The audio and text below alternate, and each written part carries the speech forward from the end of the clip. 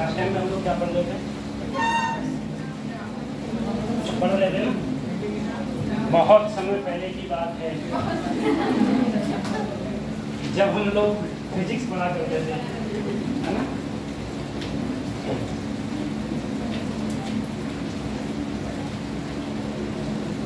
आज हम फिर फिजिक्स पढ़ेंगे। तुम लोगों ने घर पे जाके कुछ देखा, पढ़ के देखा, कुछ क्वेश्चन करे? देखो ऐसा है, मैं कतई अपनी सिंपल भाषा में तुमको बताऊं, मैं तुम्हें पढ़ा रहा था ये काइनेमैटिक्स। काइनेमैटिक्स का मतलब होता है बंडी मोशन। मैंने तुम्हें बंडी में पढ़ा क्या दिया? कुछ नहीं पढ़ाया, मतलब थोड़ा बहुत पढ़ाया 3 लेक्चर्स में।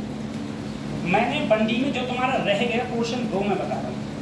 एक तो तुम्हारे ग्राफ रह गए पूरी तरीके से, ग्राफ जस्ट स्टार्ट हो पाए थे। ग्राफ से क्वेश्चन आता ही आता है, जो मैंने पीडीएफ आपके लिए ग्रुप में सेंड करी थी, आप ग्रुप में उस पीडीएफ को देखना। उसमें बहुत सारे नंबर ऑफ क्वेश्चंस ग्राफ से थे। ग्राफ के क्वेश्चंस आते हैं एक्सेलरेशन वेलोसिटी या फिर डिस्प्लेसमेंट टाइम, ऐसे बहुत सारे ग्राफ्स रहते हैं। ग्राफ तुम्हारे पूरे छूटे, आधा कौन है? ग्राफ तुम्हारे छूट गए।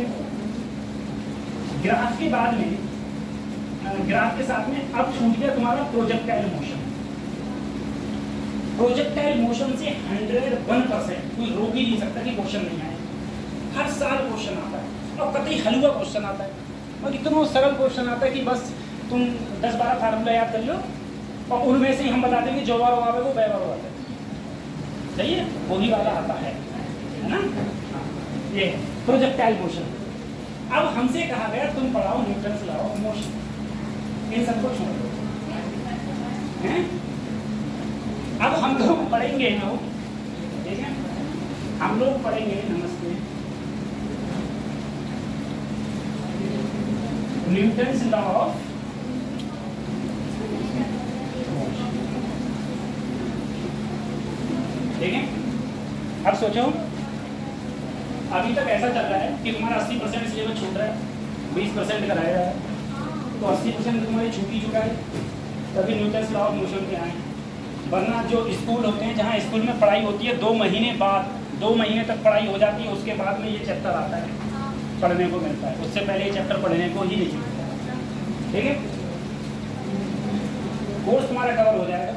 जो मैंने तुम्हें ऑप्शन बताया था, जाने के बाद में ऑन रिकॉर्ड ही वीडियो कह रहा हूँ कि वास्तव में इतना छुड़वा दिया है।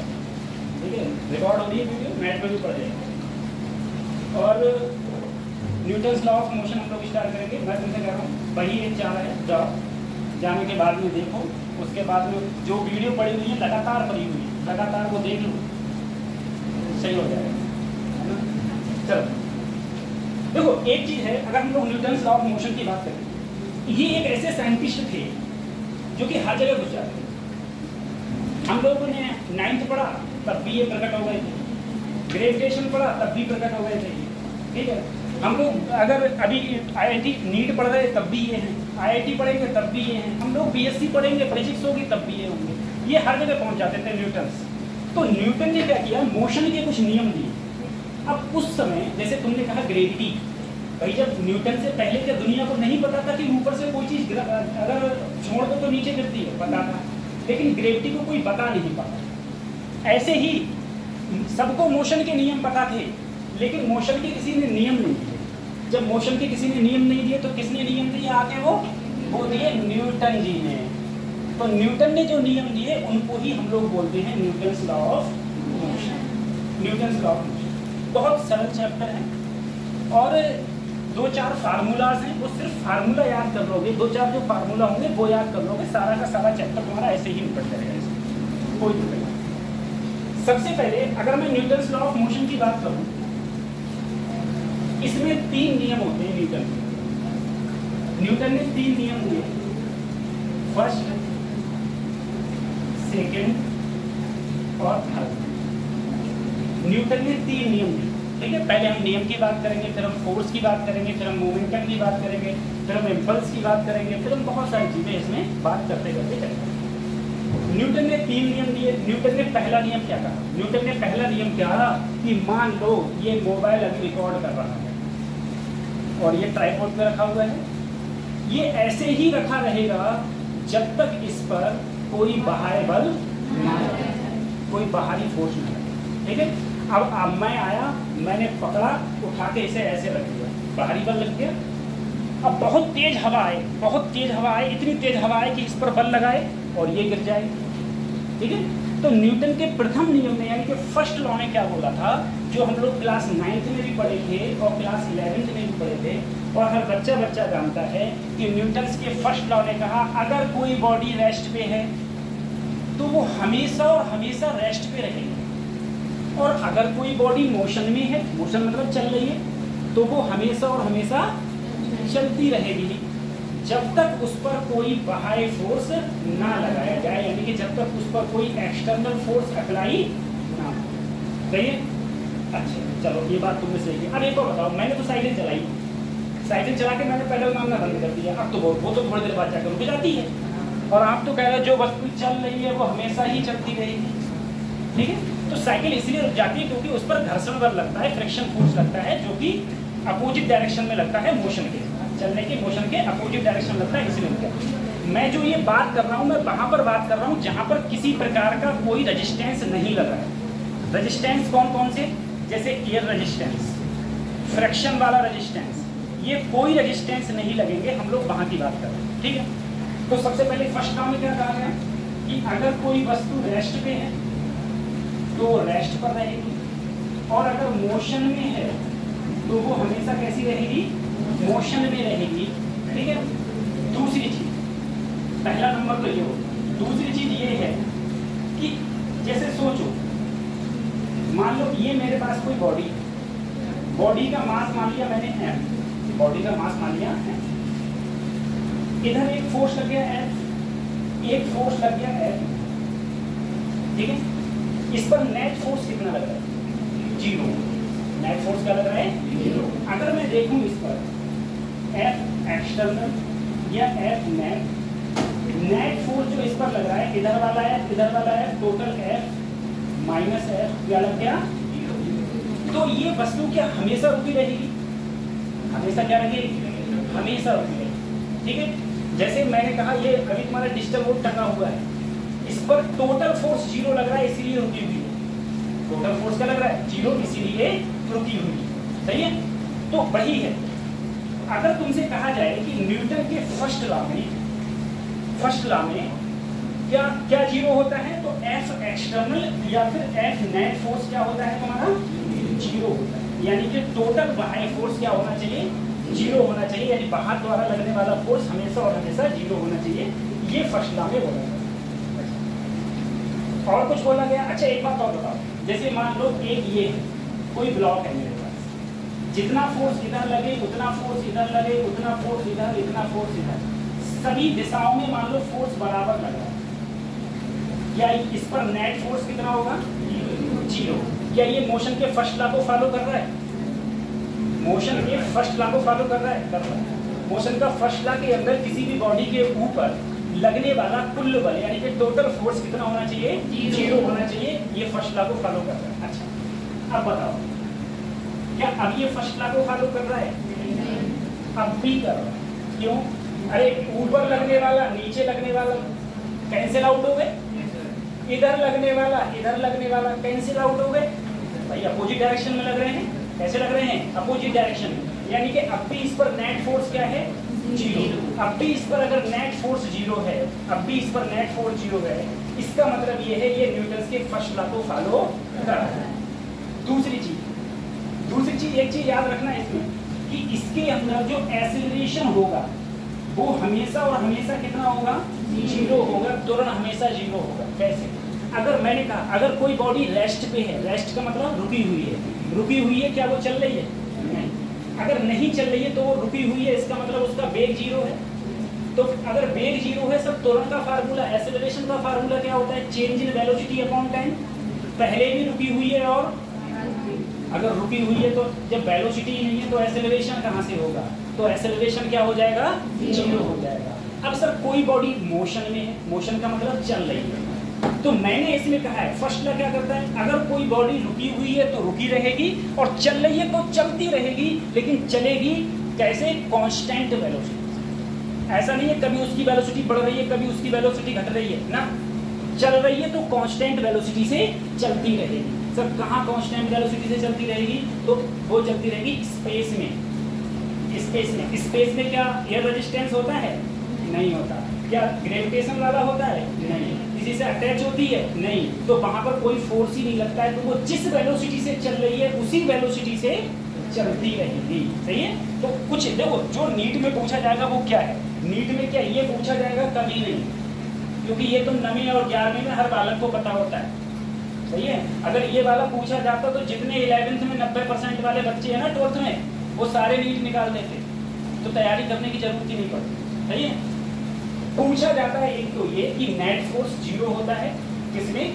फर्स्ट लॉ में। दूसरा पूछा जाएगा, अगर पूछेगा कि बताओ कि त्वरण कितना होता है, तो त्वरण हमेशा 0 होता है किसमें? First law. हमेशा 0 होता है, हमेशा, ऑलवेज, हमेशा क्या होगा? 0। अब हम बात करते हैं न्यूटन के सेकंड लॉ। जैसे फर्स्ट लॉ था उसी प्रकार से सेकंड लॉ में कहा गया, सेकंड लॉ में कहा गया कि अगर कोई तुम्हारे पास बॉडी है, उस बॉडी पर नेट फोर्स 0 नहीं होना चाहिए। नेट फोर्स 0 नहीं होना चाहिए। अगर नेट फोर्स 0 नहीं होगा तो वो जो भी बॉडी होगी वो 100% कुछ ना कुछ एक्सेलरेशन रखेगी, 100% कुछ ना कुछ उसमें त्वरण होगा। जैसे मान लो अगर मैं किसी चीज को धक्का दूं तो मैं एक डायरेक्शन में धक्का दे रहा हूं, ठीक है। अगर एक डायरेक्शन में धक्का दूंगा तो वो बॉडी कभी ना कभी तो चलेगी, ज्यादा फोर्स लगाता जाऊंगा चलती जाएगी। तो इसके अंदर एफ एक्सटर्नल फोर्स 0 नहीं होता, ठीक है। अगर हम लोग कहें तो हम लोग देखो इस फोर्स को हम लोग अनबैलेंस्ड फोर्स भी बोलते हैं, अनबैलेंस्ड फोर्स। और इस फोर्स को हम लोग क्या फोर्स बोलेंगे? फिर इसे अनबैलेंस बोलेंगे तो इसे क्या बोलेंगे? बोलो बैलेंस्ड फोर्स। इसे क्या बोलेंगे? बैलेंस्ड। इसे बैलेंस फोर्स भी बोलते हैं, ठीक है। इसमें बैलेंस होता है, बैलेंस मतलब टोटल 0, अनबैलेंस मतलब टोटल 0 नहीं होता। दूसरा सेकंड लॉ में एक फोर्स की डेफिनेशन दी गई, फोर्स की परिभाषा दी गई, जो फोर्स की परिभाषा तुम्हारा पीछा 11th और 12th तक नहीं छोड़ने वाली। क्या कहा गया? इसमें कहा गया कि फोर्स क्या होता है। जब बात आई फोर्स क्या होता है, उसने कहा change in momentum per unit time is called force, ठीक है। या change in momentum per unit time equal to force, ऐसे समझते हैं। अब सर मोमेंटम क्या होता है? संवेग, P बराबर mv, P बराबर mv, संवेग P बराबर mv। तो इसमें ये भी कहा जाता है कि force is directly proportional to change in momentum per unit. देखो F is directly proportional dp over dt, change in momentum per unit time, ठीक है। ये थर्ड में बाद में लिख दूंगा, ठीक है, थर्ड में बाद में लिख दूंगा, अभी यहाँ पर 2 ही कर देगा। तो F directly proportional dp over dt। अगर मैं डायरेक्टली प्रोपोर्शनल हटाता हूँ तो कुछ कांस्टेंट आया k, dp ओवर dt। मैंने कहा अगर k का मान मेरा 1 है, k का मान मेरा 1 है, तो F बराबर dp over dt। Sir P क्या होता है? P होता है mv, mass into velocity, mass into velocity, ठीक है, मास इनटू वेलोसिटी। तो ये वाली जो चीज है ना, ये पहले बात तो ये हमेशा याद रखना कि F is directly proportional dp over dt या F बराबर dp ओवर dt। P क्या होता है? P होता है सर मोमेंटम, मोमेंटम, मोमेंटम। और हिंदी में क्या बोल देंगे हम लोग? संवेग, ठीक है, हिंदी में संवेग बोलते हैं। अच्छा, और ये बात याद रखना अनबैलेंस्ड फोर्स होता है। कौन सा फोर्स होता है? अनबैलेंस्ड। उसके बाद में सर P बराबर, अब देखो मैंने इसमें इसके 2 भाग करे। एक बार मैंने F बराबर d ओवर dt, P की जगह रख दिया mv। एक बार मैंने d ओवर dt फिर से P की जगह m, दोनों जगह रख दिया। अब दोनों जगह क्यों रखा? वो इसीलिए एक बार मैंने ये माना, एक बार कि मान लो मास कांस्टेंट है।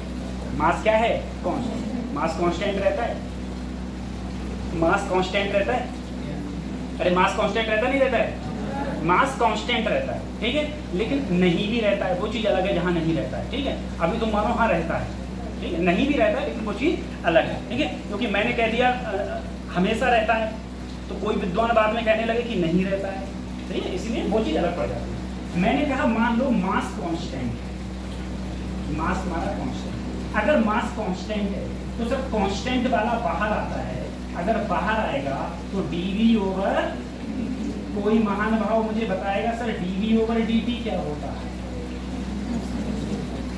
त्वरण एक्सेलरेशन, F बराबर m। यहाँ से ये फार्मूला निकल के आया था जो तुमने रखते चले आ रहे हो 9th क्लास से कि F बराबर m, F बराबर m, m मतलब द्रव्यमान गुणा त्वरण, ठीक है। अगर मैंने m को कांस्टेंट माना, अगर मैं इसमें b को कांस्टेंट मानूंगा, अगर b को कांस्टेंट मानूंगा तो b ऐसे ही रहेगी और इधर क्या हो जाएगा dm over, sir dm over dt समझ में नहीं आ रहा है। dm ओवर dt का मतलब है समय के साथ में मास चेंज हो रहा है, समय के साथ मास। अब किसमें मास चेंज होता है? एक सिंपल सा एग्जांपल बता दे रहा हूँ मैं, रॉकेट, रॉकेट है, रॉकेट जैसे जैसे समय ऊपर जाता है गैसेस कहाँ निकलती हैं? नीचे, और जब गैसेस नीचे निकलती हैं तो गैस भैया क्या होती हैं? अगर गैस किसी ना कोई मटेरियल तो होता ही है उसमें, चाहे लिक्विड हुआ कुछ हुआ, तो जब वो गैसें नीचे निकलती है वो धीरे धीरे हल्का होता जाता है, धीरे धीरे हल्का होता जाता है, ठीक है। तो उसके मास में क्या होती है? उसमें कमी, मास में कमी होती है रॉकेट के केस में। हाँ, ये कौन से केसेस में है? मान लो रॉकेट के केस में, रॉकेट से लिखा है, रॉकेट के केस में F बराबर B dm ओवर dt, ठीक है, F बराबर B dm ओवर dt, ठीक है। हाँ, इसके अंदर कोई भी बॉडी होगी, वो बॉडी क्या करेगी? मोशन करेगी। इसके अंदर कोई बॉडी रुकी है तो रुकी रहेगी, चल रही है तो चलती रहेगी। सेकेंड लॉ में कोई बॉडी हमेशा क्या करेगी? मोशन करेगी, हमेशा मोशन करेगी, ठीक है। F बराबर m है, या F बराबर B dm ओवर dt। ये तब आएगा जब तुम्हारा मास टाइम के साथ में चेंज हो रहा होगा, और ये तब आएगा जब तुम्हें F बराबर m है, या जब तुम्हारा मास कांस्टेंट होगा, यानी कि द्रव्यमान तुम्हारा क्या होगा? कांस्टेंट होगा, ठीक है। जल्दी इस फोटो खींच लो,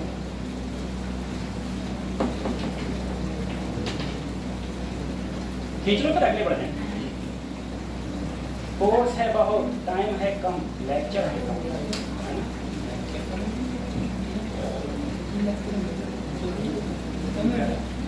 गर्मी कितनी है आज?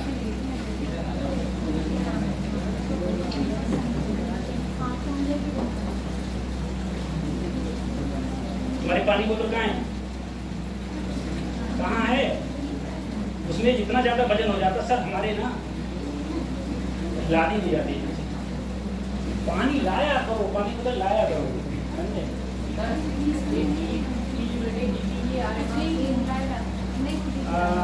dp ओवर dt, b यहाँ पर मोमेंटम होता है। अगर तुम किसी भी चीज का मोमेंटम चेंज करोगे, अब तुम समझो, देखो ऐसा है, b क्या है? b है वेग, मास तो तुम्हारा इसे मास कांस्टेंट मानो, b है तुम्हारा वेग। अगर तुम किसी भी चीज का वेग में परिवर्तन करोगे, वेलोसिटी में परिवर्तन करोगे, चेंज करोगे, तो तुम्हें उसे कुछ ना कुछ फोर्स देना पड़ेगा। तो उन्होंने कहा कितना फोर्स देना पड़ेगा? बोले जितना मोमेंटम चेंज करोगे, जितना मोमेंटम चेंज करोगे उतना वेग तुम्हें देना पड़ेगा, हैं? किसका? तो भरेगी, उतार लिया ये, कर लिया, ठीक। अब देखो, अब हम लोग बात कर रहे हैं सर थर्ड लॉ, ये न्यूटन का तृतीय नियम, न्यूटन का तृतीय नियम। सबसे पहले हम इसकी बात करें। अब देखो सर, ऐसा है, थर्ड लॉ को हम लोगों ने पढ़ा था कि ये एक्शन रिएक्शन होता है। सिंपल सा चीज है, हमने ये पढ़ा था, ये एक्शन रिएक्शन। एक्शन रिएक्शन का मतलब क्या है? एक्शन रिएक्शन का मतलब है अगर तुम किसी को एक्शन दोगे तो वो किसके बराबर होगा? रिएक्शन के बराबर होगा। ये 11वें में और 9वें में हमने बहुत पढ़ा, ठीक है, 9वें में बहुत पढ़ा। इससे क्वेश्चन कभी भी आने वाला नहीं है, ठीक है। कि न्यूटन थर्ड लॉ कौन सा लॉ होता है? एक्शन रिएक्शन लॉ, ये भी बोलते हैं, इससे क्वेश्चन।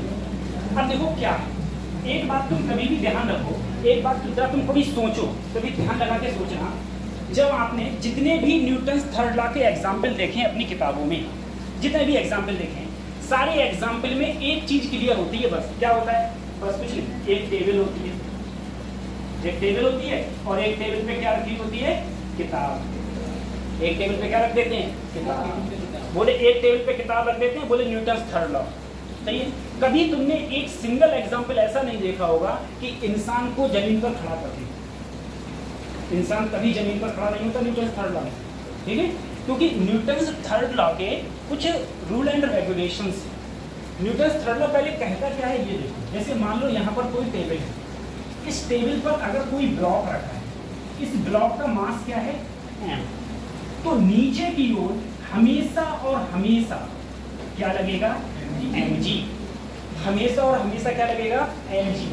ऊपर की ओर हमेशा और हमेशा क्या लगेगा नॉर्मल, नॉर्मल फोर्स, ठीक है, प्रतिक्रिया बल नॉर्मल फोर्स हमेशा लगता है। तो ये जो नॉर्मल है ये हमेशा किसके बराबर है, mg। नॉर्मल किसके बराबर है, mg, ठीक है। तो देखो सबसे पहले क्या लगा mg, सबसे पहले नीचे वाला लगा, तभी तो ऊपर वाला लगेगा। तो इसे हम लोग बोलेंगे, इसे हम लोग बोलेंगे एक्शन, और बाद में ये लगता तो इसे बोलते हैं हम लोग रिएक्शन, ठीक है।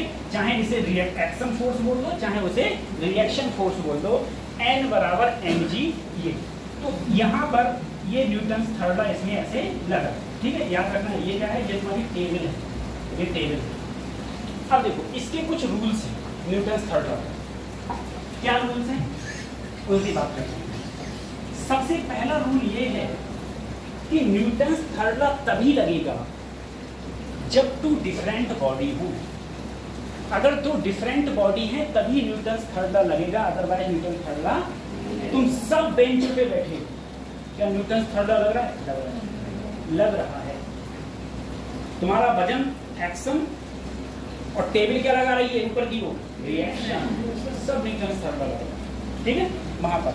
तो सबसे पहले तो ये है यहां पर टू डिफरेंट बॉडी होनी चाहिए।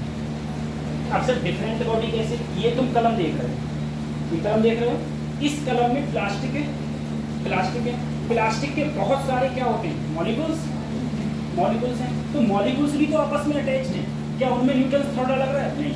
क्यों, क्योंकि ये एक सिंगल बॉडी है, ये क्या है सिंगल बॉडी। अब मैं इसे उठा के इस पे रख दिया, ऐसे ऐसे रख दिया, ठीक है, ऐसे रख दिया, क्या इस पे न्यूटन थर्ड लॉ लग रहा है, लग रहा है, क्योंकि ये बॉडी अलग है और ये बॉडी अलग है, ठीक है। तो टू डिफरेंट बॉडी होनी चाहिए तभी न्यूटन थर्ड लॉ लगेगा, अदरवाइज।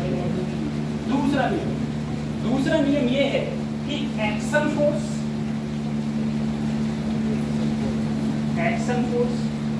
बराबर किसके होना चाहिए, रिएक्शन फोर्स। अगर एक्शन फोर्स रिएक्शन फोर्स के बराबर नहीं होगा तो न्यूटन थर्ड लॉ नहीं लगेगा, तब भी नहीं लगेगा, ठीक है। अच्छा, तीसरा नियम कहता है कि सेम फोर्स होनी चाहिए। सबसे बड़ा इंपॉर्टेंट फैक्टर यही है, सेम फोर्स होनी चाहिए, ठीक है।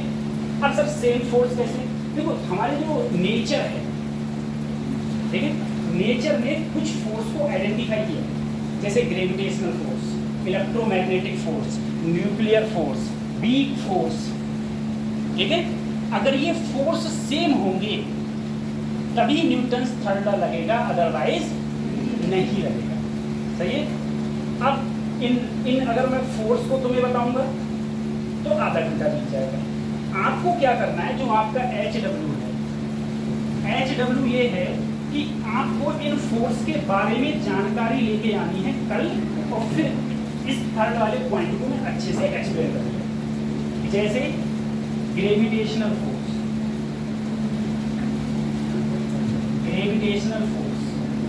गुरुत्वाकर्षण बल, weak force, electromagnetic force,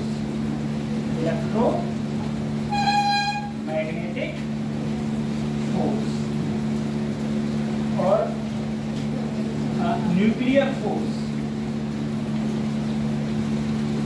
in force के बारे में तुम्हें अभी इनकी सभी फोर्स की जानकारी क्या मिलेगी, 11वीं क्लास की कोई किताब उठाएगी, कोई भी किताब उठाएगी, और उस किताब का जो पहला चैप्टर होगा उस पहले चैप्टर में इन फोर्स के बारे में तुम्हें दिया होगा, ठीक है। सिर्फ एक बार पढ़ के आना है इन फोर्स के बारे में, फिर हम तुम्हें बताएंगे, सही है। और तभी हम तुम्हें ये बताएंगे कि हमेशा न्यूटन्स थर्ड लॉ में तुमने जितने एग्जाम्पल देखे हैं उन सब एग्जाम्पल में टेबल ही क्यों होती है, आदमी खड़ा हुआ जमीन पे क्यों नहीं होता है, या टेबल को जमीन पर क्यों नहीं डालते हैं। जमीन पर अगर टेबल को डाल देंगे तो वो ये तो फॉलो करेगी लेकिन ये वाला फॉलो नहीं करेगी, इसीलिए कभी भी न्यूटन्स थर्ड लॉ को ये चीज ऑबे नहीं करेगी, ठीक। इसे उतार लो फटाफट, इतना करके आना है, मैं पूछूंगा सारे फोर्सेस के बारे में, है ना। उसके बाद उठा लिया, उठा लिया।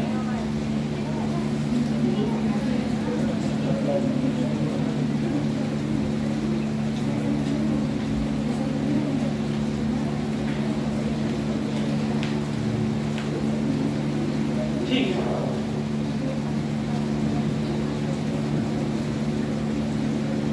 अभी तक तो मेरे एक समझ में आ रहा है मैं तुम पढ़ाया क्या है। हाँ, जहाँ पढ़ाया वो पूरा मोमेंटम खराब हो गया, 3 लेक्चर अच्छे खासे हो गए, उसमें अच्छा खासा चलता वो सब बेकार हो गया सिस्टम, क्या ही बोलो।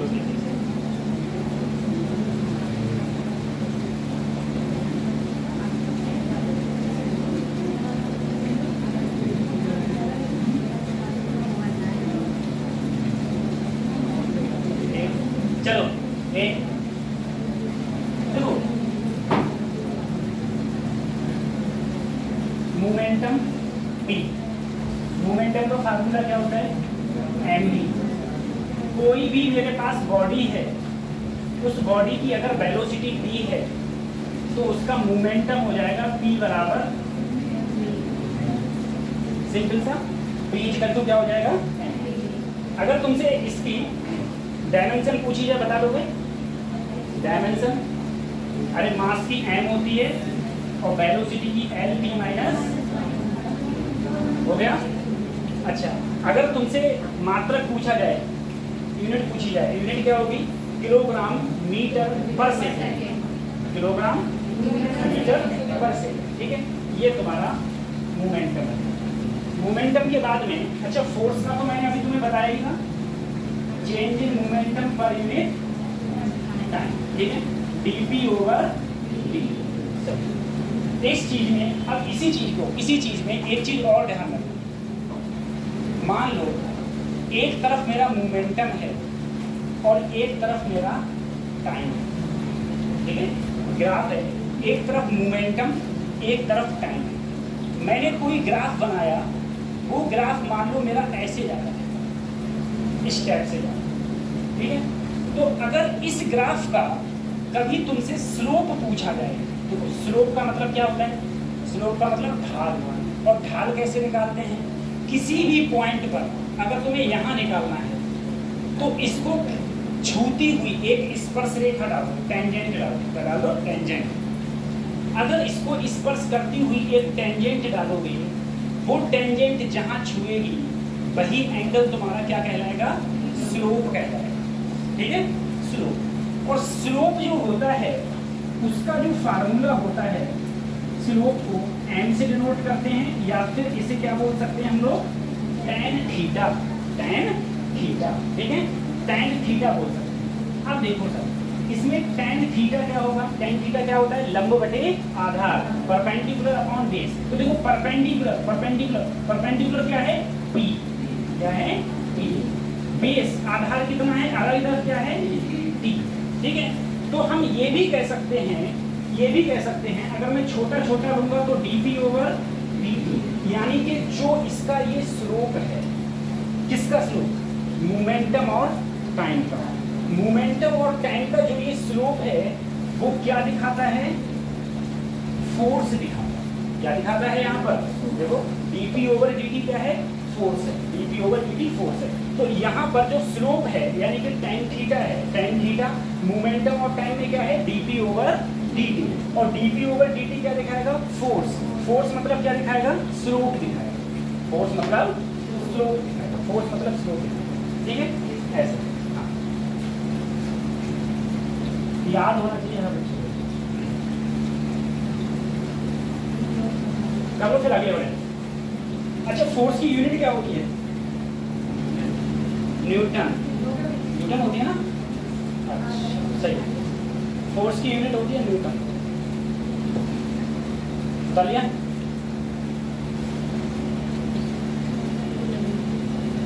सही। देखो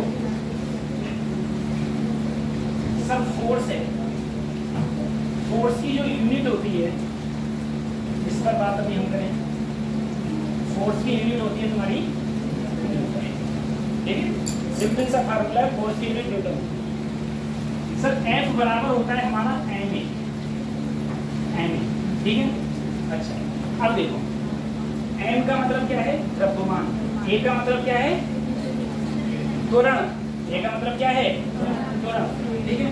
तो द्रव्यमान हो गया kg और ये हो गया मीटर पर सेकंड, ये भी तो इसका मात्रक हो गया। इसका मतलब ये है कि 1 kg मीटर पर सेकंड स्क्वायर किसके बराबर है? 1 न्यूटन है। ये किसके बराबर है? ये न्यूटन। दूसरी चीज, एक चीज और याद रखना कि सर 1 न्यूटन 10 की पावर 5 10 के बराबर, ठीक है। 10 की घात 5, 10 की घात 5 मतलब 1 लाख, 1 लाख 10 के बराबर, ठीक है। अब देखो कैसे, अगर इसको निकालना चाहो तो तुम ऐसे निकाल सकते हो। देखो सबसे पहले देखो, ये टाइम तुम्हारी कौन सी है? ये CGS यूनिट होती है, यूनिट पता है? MGS, CGS, FPS, SI, ठीक है, ये यूनिट होती है। ये कौन सी है? MKS। कौन सी है? MKS। सब देखो, अगर मैं मान लो, ये देखो ये कहाँ से आया वही मैं बता रहा हूँ। 1 किलोग्राम मीटर पर सेकेंड स्क्वायर को सबसे पहले किलोग्राम को ग्राम में कन्वर्ट करो, तो 1 किलोग्राम में कितने ग्राम? 10 की घात 3 ग्राम, 10 की घात 3 ग्राम। 1 मीटर में कितने सेंटीमीटर? 10 की घात 2 सेंटीमीटर, 10 की घात 2। और सेकंड तुम्हारा ऐसे ही रहेगा, सेकंड का स्क्वायर। तो ये हो गया 10 की घात 5 ग्राम सेंटीमीटर पर सेकंड, ठीक है। आगे देखो, और बेटा 1 ग्राम सेंटीमीटर पर सेकंड स्क्वायर यही होता है तुम्हारा डायमीटर। ये क्या होगा? और ये किसके बराबर था? 1 न्यूटन। तो 1 न्यूटन जो है वो 10 की घात 5 डाइन के बराबर होता है, यानी कि 1 न्यूटन 1 लाख डाइन के बराबर होता है। 1 न्यूटन 1 लाख डाइन के बराबर होता है।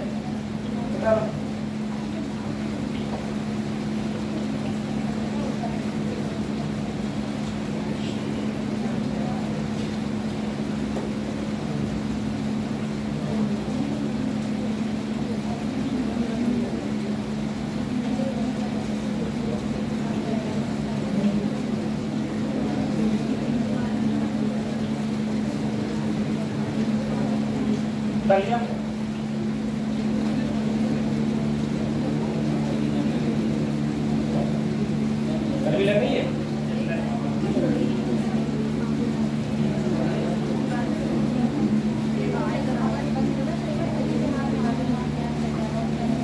बता लिया? चलो ठीक है, याद रखना 1 न्यूटन 10 की घात 5 डाइन। डाइन कौन सी यूनिट है बेटा? CGS। CGS यूनिट, ये CGS यूनिट। उसके बाद और भी बात करेंगे हम अगले। देखो सबसे पहले अब हम लोग, अभी हमने पढ़ा था न्यूटन का सेकंड लॉ। F बराबर क्या होता है? न्यूटन का सेकंड लॉ पढ़ा था, F बराबर है। अब क्या तुम एक बात समझो, पहले का सरल क्वेश्चन कह रहा हूं, अभी मैं जितनी भी बात करूंगा सबके अंदर फ्रैक्शन की बात नहीं होगी, यानी कि फ्रैक्शन कितना होगा? 0। अभी जितनी बात हो रही है उसमें फ्रैक्शन 0 रहेगा, ठीक है। और एयर रेजिस्टेंस तुम्हारे पूरे नीट के कोर्स में 0 रहेगा। एयर रेजिस्टेंस के क्वेश्चन आईआईटी एडवांस में आते हैं, नीट में नहीं आते, ठीक है। तो अभी जो भी बात करूंगा उसमें ध्यान रखना कि फ्रैक्शन तुम्हारा क्या रहेगा, फ्रैक्शन तुम्हारा 0 है। अगर फ्रैक्शन 0 है, सबसे पहले देखो इसका मास क्या है, m मास ना। मैंने कहा अगर मैंने इधर फोर्स इसे F दिया, इसे पहले फोर्स क्या दिया F, तो इसका त्वरण कितना होगा, तो इसका एक्सेलरेशन होगा F बराबर ma, a बराबर F अपॉन, सिंपल सा ये a बराबर क्या होगा हमेशा F अपॉन m होगा, ठीक है। a बराबर F अपॉन m। दूसरी चीज, अब जरा सोचो अगर इसी क्वेश्चन को मैं ऐसे कह दूं कि इधर 10 न्यूटन बल लगा है, फोर्स लगा है 10 न्यूटन, और इसका मास है 5 किलोग्राम, तो इसका त्वरण कितना हो जाएगा, इसका त्वरण 10/5, अरे a बराबर F अपॉन m, तो F कितना है 10, ये m, तो कितना आ गया 2 मीटर पर सेकेंड, ये तो हो जाएगा 2 मीटर पर सेकेंड। अब देखो अगर कभी एक ऐसा क्वेश्चन हो कि मेरे पास में 3 ब्लॉक 1 किलोग्राम, 2 किलोग्राम और इधर क्या है 3 किलोग्राम, और यहाँ पर मैं जो फोर्स दे रहा हूँ वो फोर्स दे रहा हूँ मान लो 12 न्यूटन का, 12 न्यूटन। अब बताओ जी इस एक्सेलरेशन क्या होगा, इसका एक्सेलरेशन क्या होगा, इसका एक्सेलरेशन क्या होगा, इसका क्या होगा। तो जैसे तुमने रेलगाड़ी देखी है, रेलगाड़ी में डिब्बे लगे हुए होते हैं, तो ऐसा होता है कि इंजन तेज चल रहा होता है और डिब्बे धीरे चल रहे होते हैं, सही बात है। कौन सी ट्रेन बैठी ठीक है ना, देखो मैं बताऊं जो मैं कहता हूँ उसको विश्वास मत माना करो। हाँ सही बात, ठीक है। बेटा सारी के सारे डिब्बे कैसे चलते हैं, सेम वेलोसिटी से चलते हैं, ऐसा थोड़ी नहीं कोई आगे चल रहा है कोई पीछे चल रहा है, ठीक है, सेम वेलोसिटी से।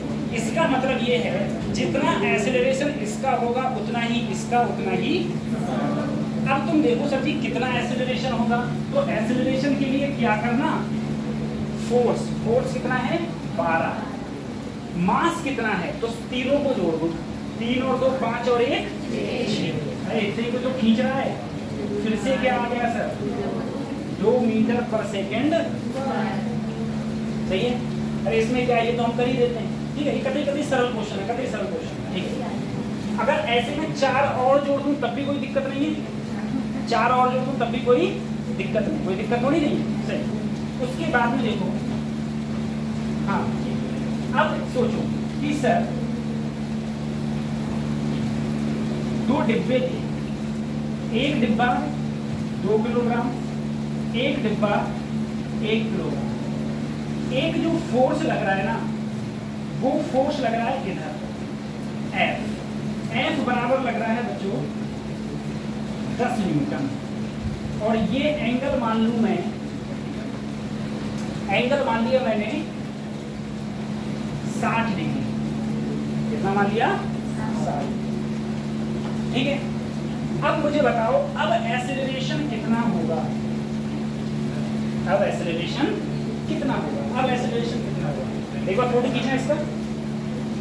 अब एक्सेलरेशन कितना होगा, इसका मतलब क्या, इसका मतलब ये है 2 डिब्बा हैं, 2 डिब्बे हैं, अब उस डिब्बे पर मैं फोर्स ऐसे ऐसे लगा, ठीक है, कुछ एंगल पर लगाऊं। अगर मैं फोर्स किसी एंगल पर लगाऊंगा तब इसका एक्सेलरेशन कितना होगा, ये क्वेश्चन आए हुए हैं इस टाइप के, ठीक है। अब थोड़ा स्टार्ट में आने वाला, तब तक तो सर देख लिया, देखो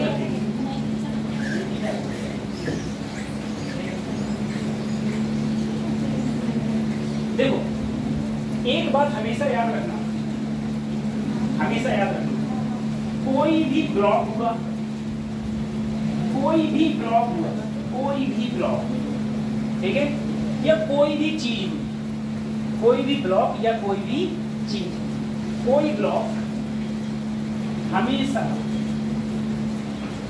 एक्सेलरेशन,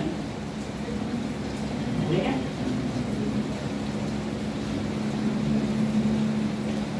एक्सेलरेशन, एक्सेलरेशन सतह के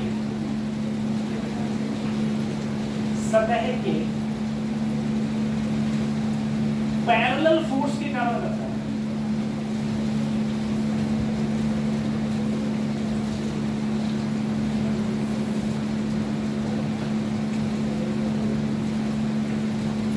क्या कहना चाह रहा हूं मैं? ये कहना चाह रहा हूं सतह मेरी ये है, सतह ये है, इस सतह के समांतर पैरेलल कौन सा फोर्स होगा? तो देखो इस फोर्स को दो भागों में तोड़ो, इधर तोड़ेंगे तो ये क्या हो जाएगा F cos 60, इधर तोड़ेंगे तो क्या हो जाएगा F sin 60। अब तुम देखो एक बात पहले इस चीज को जान लो, उसके बाद में मैं अगले बताऊंगा। हमेशा एक चीज को याद रखो, हमेशा एक चीज को याद रखो। मान लो इधर कोई भी चीज है, मान लो R है, मान लो R है, R ऐसे R तुम्हें ऐसे दिया हुआ है, सिर्फ ऐसे दिया हुआ है। तुम जानते हो कि हमेशा ये मूल बिंदु होता है, बीच वाला क्या होता है मूल बिंदु। अगर ये ऐसे दिया है तो एक लाइन ऐसे डाल दो और एक लाइन ऐसे डाल दिया। अगर एक लाइन ऐसे डाल दी, ऐसे डाल दी, मान लो ये एंगल तुम्हें क्या दिया हुआ है थीटा, तो हमेशा दिमाग में बैठा लो, पूरी फिजिक्स में काम आएगा। थीटा के तरफ हमेशा cos थीटा होता है, थीटा की तरफ हमेशा क्या होता है cos थीटा। इसका वो भी है, मतलब क्या कहते हैं उसे, सत्यापन भी है, ठीक है, लेकिन सत्यापन करने की अभी हमको जरूरत नहीं है। खाली तुम इतना याद रखो बस कि थीटा की तरफ हमेशा cos थीटा होता है। तो r को अगर मैं थीटा की तरफ लाऊंगा तो r क्या हो जाएगा, और दूसरी तरफ हमेशा sin थीटा होता है। तो अगर मैं इसको इधर लाऊंगा तो क्या हो जाएगा, बस इतना याद रखना है, बाकी कुछ नहीं, ठीक है। अब ऐसे याद रखो सर, ये देखो ऐसे था, एक मैंने ऐसे कर दिया, एक मैंने ऐसे कर दिया, ठीक है। थीटा मेरा इधर था, तो F को अगर थीटा की तरफ लाया तो क्या हो गया cos थीटा है, और दूसरी साइड क्या हो गया, कितना याद कर लिया। अब देखो मेरी सतह ये है, यही तो सतह है, इसके पैरेलल कौन सा फोर्स लग रहा है, ये वाला कि ये वाला, F cos थीटा। पैरेलल तो यही लग रहा है इसके पैरेलल, अरे ये दोनों क्या हैं पैरेलल, और ये दोनों लंबवत परपेंडिकुलर, क्या है परपेंडिकुलर लंबवत, ठीक है। तो ये पैरेलल है, तो इसके पैरेलल यही तो है F cos 60, यही तो पैरेलल है इसके, ठीक है। अब देखो जरा सोचना, मैंने कहा ये किसके कारण चल रहा है, ये किसके कारण चलेगा, तो सिर्फ पैरेलल फोर्स के कारण। पैरेलल फोर्स कितना लग रहा है F cos 60, यही तो लग रहा है F बराबर m a, m कितना हो गया 2 और 1, F कितना था बेटा, देखो F यहाँ पर कितना था 10, तो 10 cos 60 की वैल्यू 1/2, 2 से काटा 5 आया, तो तुरंत आया 5/3 मीटर पर सेकेंड, सही है, ठीक है। ये कहाँ गया F cos 60, F cos 60 कहाँ गया, तो ये अभी गायब है। ये कब तक गायब रहेगा, जब तक फ्रैक्शन जीरो, जब तक फ्रैक्शन जीरो, जब फ्रैक्शन आएगा तो उसका भी जरूरत पड़ेगी, F cos 60 की भी जरूरत पड़ेगी, ठीक है। अभी हमें ये देखना है जो हमारा चल रहा था वो सिर्फ कौन से फोर्स के कारण चल रहा था, चलिए फोटो खींचवा ले। अच्छा इतनी हिंदी लिखने में इंग्लिश वाला दिक्कत तो नहीं है तुम्हें, इतनी हिंदी लिखने में इंग्लिश वाला दिक्कत नहीं है, थोड़ी बहुत होती है, थोड़ी बहुत मतलब एक्चुअली पता है मैं इसलिए तुम्हें हिंदी में और बता देता हूँ थोड़ा, क्योंकि मुझे पता है हिंदी वाले कितनी सफर कर रहे हैं, हिंदी वाला बहुत सफर कर रहे हैं। मुझे जब IIT मिली थी उसके बाद में जब मैं पढ़ने गया तो वहाँ पर ऐसा था कि कोई भी बच्चा ही हिंदी नहीं बोलता था, सिंगल बंदा हिंदी नहीं बोलता था, इवन जो समोसे देता था ना वो तक इंग्लिश बोलता था। क्योंकि ऐसा होगा तो मेडिकल कॉलेज में क्या होता है, मेडिकल जैसे तुम लोगों के जितने भी यूपी में मेडिकल कॉलेज है वहाँ पर 50% सीटें या 60% सीटें रिजर्व होती हैं स्टेट के लिए, लेकिन किसी भी आईआईटी में ऐसा कोई प्रावधान ही नहीं है। आईआईटी में इवन जो आईआईटी के टीचर पढ़ा रहे हैं उनके बच्चे तक के लिए रिजर्वेशन नहीं है, वहाँ एक ही रिजर्वेशन चलता है, जब EWS, SC, ST, OBC का, बाकी कोई स्टेट का नहीं। तो कोई भी स्टेट का आ सकता है आराम से, कोई दिक्कत नहीं। तो मैक्सिमम जो स्टेट के स्टूडेंट रहते हैं वो साउथ इंडिया से रहते हैं। तो साउथ इंडिया से होते थे तो वो सारे बच्चे इंग्लिश बोलते थे, तो इंग्लिश बोलते थे। एक तो नॉर्थ इंडिया के जो बच्चे होते थे वो उनसे भी बड़े लंबे वाले, तो उन्होंने देखा, बोले हम तो, हमने कहा जैसे मान लो नॉर्थ इंडिया के बच्चे मिल गए, तुम्हें हिंदी आती है तो हिंदी में कन्वर्सेशन करो ना, हिंदी में बोलो। नहीं, वो अपने एटीट्यूड में वो भी इंग्लिश में बोले। हाँ, जब 1-1.5 महीना हुआ सब औकात पे आ गए। उसके बाद में आपस में हिंदी वाले हिंदी में बोलते थे, मलयालम वाले मलयालम में, केरला वाले केरला में, बंगाली अपने मस्त रहते थे आराम से, हर किसी का अपना चलता था। हाँ, तो A बराबर 5/3, लेकिन आगे जितनी भी पढ़ाई है सब इंग्लिश और भयंकर इंग्लिश, छोटी मोटी इंग्लिश नहीं, भयंकर इंग्लिश।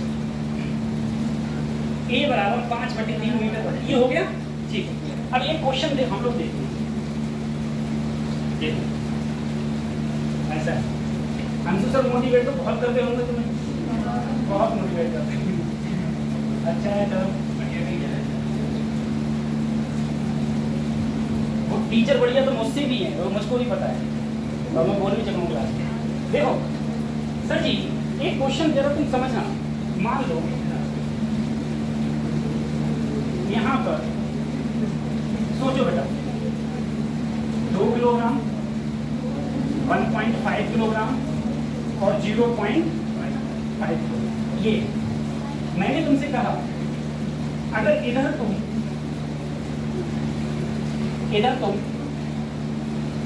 5 न्यूटन फोर्स लगाओ और ये एंगल मान लो 37, ठीक है, एंगल मान लो। चलो मैं वैल्यू लिखवा देता हूँ बेटा, याद कर लेना, sin 37 equal to 3/5, cos 37 equal to 4/5, ठीक है।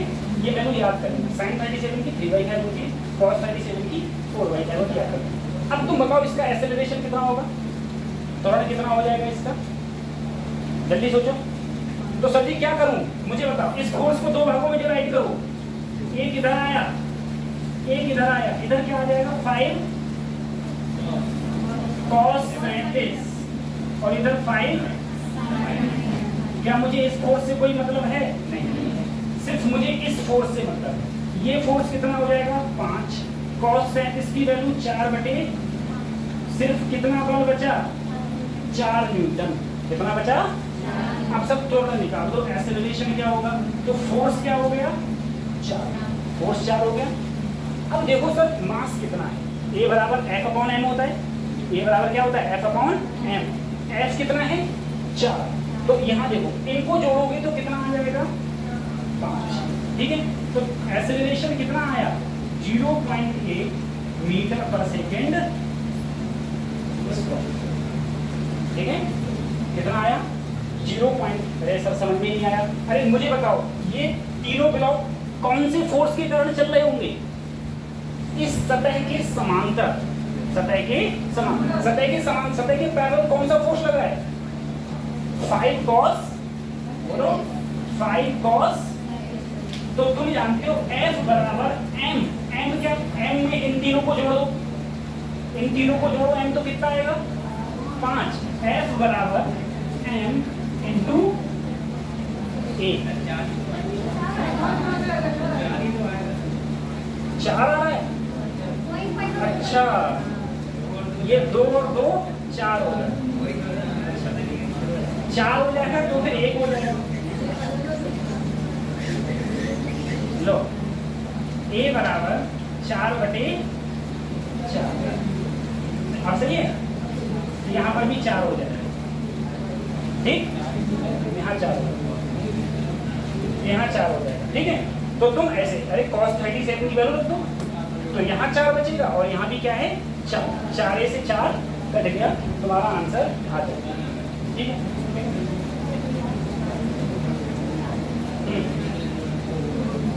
सही है, ये तो कुछ नहीं था। अब देखो, अरे सरल क्वेश्चन, अब सोचो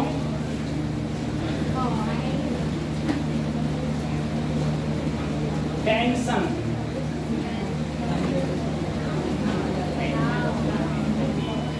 देखो अगर हम तनाव की बात करें, टेंशन की बात करें, कोई भी अगर रस्सी होगी उस रस्सी में क्या होता है, उस रस्सी में टेंशन होती है, ठीक है, तनाव होता है। टेंशन, अब देखो जरा सोचना, मान लो अगर किसी भी चीज को पकड़ के तुम खींचोगे या किसी भी चीज को रस्सी से तुम बांध दो नीचे, तो उस रस्सी के अंदर क्या आ जाएगा, तनाव। जितना ज्यादा फोर्स लगेगा उतना ज्यादा तनाव तुम्हारा बढ़ता जाएगा। और एक अगर तुम ज्यादा तनाव लगा दोगे तो एक समय ऐसा आएगा कि वो रस्सी ही ब्रेक हो जाएगी, रस्सी क्या हो जाएगी, टूट जाएगी, रस्सी ब्रेक हो जाएगी, ठीक है। अब इसमें क्वेश्चन पूछे गए, रियल में नीट में काफी 2-4 क्वेश्चन इसमें पूछे गए। अब तुम मुझे बताओ, सबसे पहले तनाव निकालने का तरीका क्या है, तो एक काफी सिंपल तरीका है, उसी से हम लोग सारे तनाव निकालेंगे। तुम मुझे बताओ,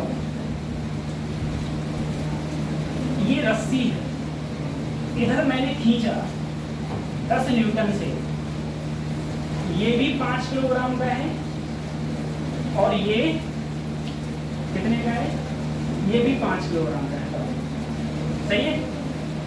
सबसे पहले अगर मैं तुमसे इसमें टेंशन पूछूं कि इसके अंदर टेंशन क्या हो, इसके अंदर टेंशन क्या हो, सबसे पहले तुम टेंशन की डायरेक्शन देखना शुरू करो। टेंशन की हम लोग डायरेक्शन कैसे देखते हैं, तो जैसे हम लोग अम्ब्रेला होता है, नहीं छाता होता है, छाते को जब भी हम लोग खोलेंगे, छाता हमेशा ऐसे खुलेगा, अरे चाहे तुम इधर खोलो तब भी ऐसे खुलेगा, हम इधर शकल करके खोलेंगे तब भी ऐसे खुलेगा, ऐसे तो खुलेगा, छाता ऐसे खुलता है ना। ऐसे ही तुम समझ जाओ, अगर तुम यहाँ बैठ के टेंशन देखोगे तो अम्ब्रेला खोल दो, ऐसे तो दिखेगा, टेंशन की डायरेक्शन इधर हो। अगर मैं यहाँ बैठ के देखूंगा तो ऐसे अम्ब्रेला खोलूंगा, ऐसे तो खुलेगा अम्ब्रेला। अब मैं यहाँ बैठा हूँ, अब मैं अम्ब्रेला खोलूँ, छाता खोलूंगा तो छाता ऐसे तो खुलेगा। तो अगर मैं यहाँ बैठ के देख रहा हूँ तो टेंशन की डायरेक्शन ये है, अगर मैं यहाँ बैठ के देख रहा हूँ तो टेंशन की डायरेक्शन, ठीक है। जहाँ भी तुम्हें टेंशन की डायरेक्शन देखनी है, जैसे मान लो अगर कोई चीज यहाँ पर है लटक रही है, मैं यहाँ पर बैठ के देख रहा हूँ टेंशन की डायरेक्शन किधर होगी, तो यहाँ पर अम्ब्रेला खोल दिया। मैं यहाँ बैठ के देख रहा हूँ टेंशन की डायरेक्शन क्या होगी, तो अम्ब्रेला खोल दिया। तो जिधर अम्ब्रेला खोल जाएगा वही तुम्हारी टेंशन की क्या हो जाएगी, डायरेक्शन। सर सबसे पहले तुम क्या करना, कुछ मत करना, सबसे पहले एक्सेलरेशन निकालना, त्वरण निकालना, क्या निकाल देना, त्वरण। अब सोचो हम लोग त्वरण कैसे निकालेंगे, एक पीछे बताओ त्वरण कैसे निकाले, इसका त्वरण कितना आएगा, जल्दी बताओ, अरे जल्दी बोलो, त्वरण कितना आएगा, 2 मीटर पर सेकेंड। कहाँ से आते, कौन सा गांव अपना, अरे कहीं से तो आ रहे हो भाई, गांव कौन सा है,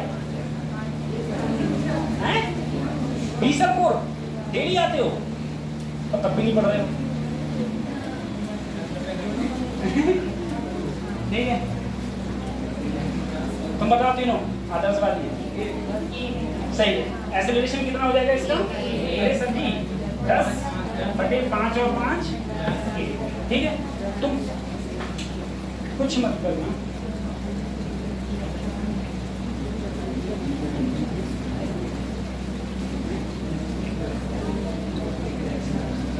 अब देखो तुम कुछ मत करना, खाली तुमने एक्सेलरेशन आ गया। अब तुम ये देखो, अगर तुमसे इसमें टेंशन पूछी गई है, फोर्स इधर लग रहा है तो इधर ही तो त्वरण होगा, अगर फोर्स इधर लग रहा है तो इधर त्वरण होगा। अब तुम ये देखो, ये रस्सी किसको खींच रही है, सिर्फ इस वाले, सिर्फ इसी को तो खींच रही है रस्सी, ये इसको भी खींच रही है, नहीं रस्सी सिर्फ इसको खींच रही है। तो अगर तुमको इसकी टेंशन याद करनी है तो जिसको रस्सी खींच रही है उसका मास गुणा इसका त्वरण, कितना फोर्स आ गया, 5 न्यूटन। कितना आ गया, 5 न्यूटन।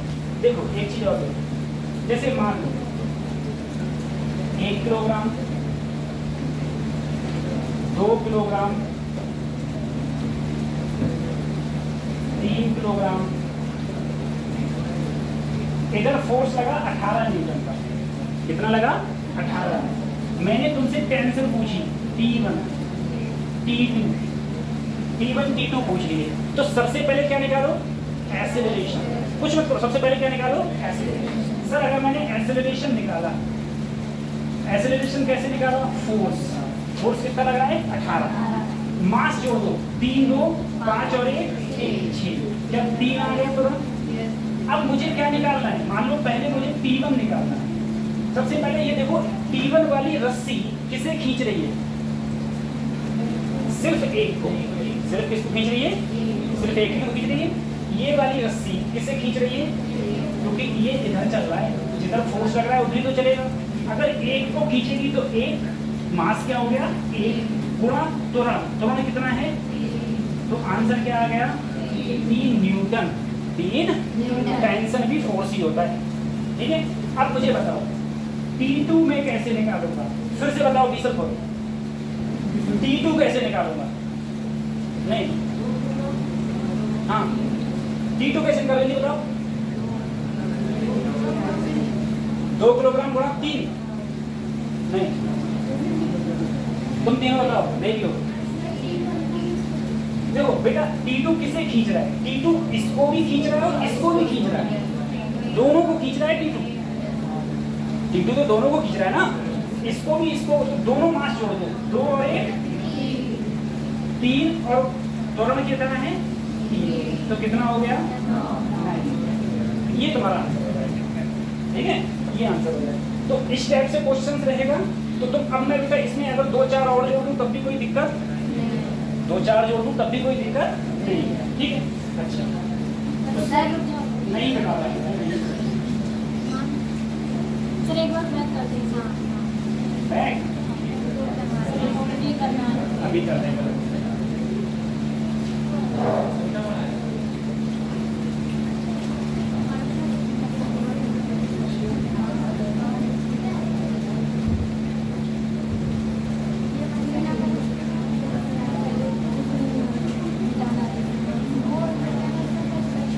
जल्दी से इसकी टेंशन बता दो, बैक कर दो।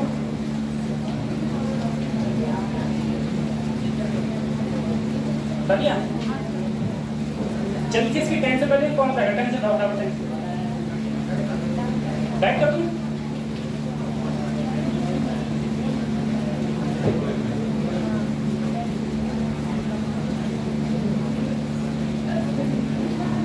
बढ़िया बैक,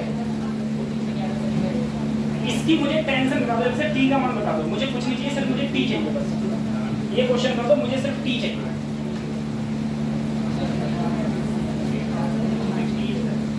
16 तो हो ही नहीं सकती। 8/3 न्यूटन, ठीक। आदर्शवादी बोले 8/3 न्यूटन, ठीक। और भी बताओ जल्दी, कौन बराबर करो तो क्या था।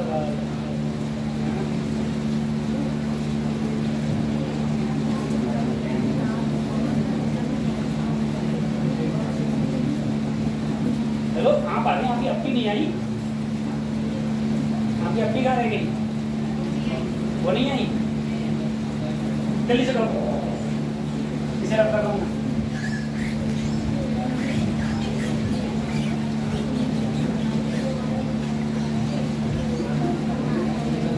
सबसे पहले बताओ एक्सेलरेशन कितना है, सबसे पहले मुझे कोई ये बताओ। 5/6, 8/6 एक्सेलरेशन। सर जी क्या ये 10 के कारण एक्सेलरेशन, 10 कौन से फोर्स के कारण ये मूव करेगा, तो 10 cos 37 इसी कारण तो मूव करेगा। cos 37 की वैल्यू कट गया तो कितना बचा, यानी कि सर इस प्लेन के पैरेलल कितना फोर्स लग रहा है 8 न्यूटन। तो सर जी अगर मैं त्वरण निकालूंगा तो 8 बटे मास छोड़ दो, 4 और 2 6 आ गया, 4 और 2 6। सर 2 से काटा 4/3, ये मेरा त्वरण आ गया। अब मुझे जल्दी से ये बताओ सर टेंशन कितनी होगी, तो ये कितने को खींच रही है, सिर्फ 2 को इंटू त्वरण, क्या हो गया 8/3। चलिए 12वीं में 11वीं में, तुम 12वीं में हो, उसमें तो कभी सरल क्वेश्चन हो। हाँ ठीक, बता दिया, अच्छी बात, बताओ ऐसे ही बताओ, मैं चाहते हैं ठीक। नहीं सरल क्वेश्चन आराम से ऐसे हो गया, इसमें कुछ है नहीं इस टाइप का, ठीक। अब देखो उसके बाद बेटा, उसके बाद इसके बाद ये लिफ्ट उफ्ट बहुत सारी चीजें लाएंगे, लिफ्ट भी लाएंगे सर, ठीक। अब एक चीज जरा समझना, एक चीज समझना बाबू बोले, इसके साथ में एक चीज और देखना, पुली, पुली देखी है? अरे तुम लोगों में से कुआं का पानी किसने पिया है? पिया है, और किसी ने पिया है? मैं पीने की बात कर रहा हूँ, देखने की देखने सभी देखेंगे, ठीक है। और लड़कियों को तो टेंशन मत लो, लड़कियां तो गीत गाते हुए जाती है, मेरे भैया की शादी है, तुम सबको पता है, ठीक है। देखो पुली, कुएं के अंदर पहले पुली हुआ करती, ठीक है, कुएं के अंदर पुली। और एक चीज और याद रखना, मैं जब भी सिलेबस को चलाता हूँ तो मैं अपने अकॉर्डिंग चलाता हूँ। जैसे मान लो हर टीचर की अपनी अपनी अलग अलग आदत होती है। कुछ टीचर क्या होते हैं, वो किसी एक सिंगल किताब को पूरे का पूरा वो कर रहे हैं। कुछ टीचर क्या होते हैं, बोले नीट पढ़ाना है, बोले हाँ, तो एक्सपीरियंस है नहीं पढ़ाने। जब एक्सपीरियंस पढ़ाने का नहीं तो क्या करें, बोले किसी के वीडियो लेक्चर देखे है वही आके पढ़ा दिए, ठीक है। मेरा एक फ्रेम ये है, मैं जो भी पढ़ाऊंगा धीरे धीरे करके पढ़ाऊंगा और पूरा का पूरा टॉपिक कवर हो जाएगा, छूटेगा कुछ नहीं, छूटेगा किसी प्रकार से कुछ, ठीक है। कहीं तुम किसी के वीडियो लेक्चर देख के आए कि तुम्हारे पास किसी के नोट्स हों और तुम, बच्चे जज बहुत करता है ना, फिर तुम देखो कि अरे सर जी ने तो बहुत छोड़ दिया, तो अभी चैप्टर खत्म नहीं हुआ है जो कि छोड़ दिया। अब तुमको सब काइनेमेटिक्स अधूरी छोड़ी है, हमने पूरी नहीं करी, ठीक है। पुली देखो, सबसे पहले पुली में क्या होता है बच्चों, ऐसे पुली होती है,